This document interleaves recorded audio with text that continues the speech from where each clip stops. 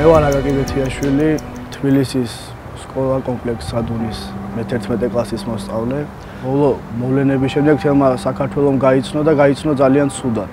შეეხება აუტისტი ბავშვის ბაღში მასწავლებლებს ადანაშაულებენ, მაგრამ მე დარწმუნებული ვარ, პირადი გამოცდილებიდან მომავალ რომ აქ მასწავლებელი არაფერ შუაში არ არის.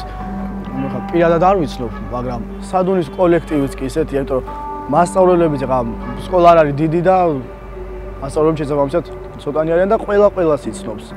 ბაღშიც ვიყავი და ბაღის მასწავლებელსაც ვიცნობდი და მე გამოვიწყავ. არა იმიტომ რომ სადუნელი ვარ, უბრალოდ ვიცი რა ხდება სადუნში.